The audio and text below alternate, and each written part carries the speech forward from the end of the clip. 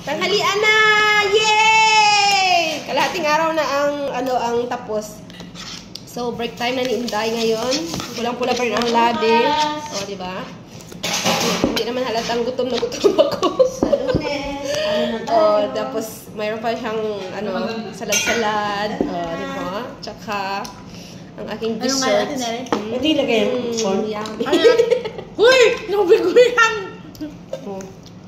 Maraming demonyo sa aking paligid, guys. Ano ba yung binibigay mo sa akin?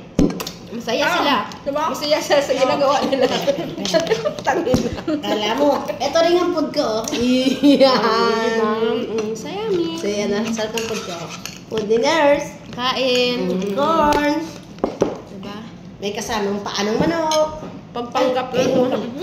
Pampanggap lang to, guys. Pero yung kanin na sa loob. Diba? Kain tayo! Kain ka. Samahan ko ng chia seed.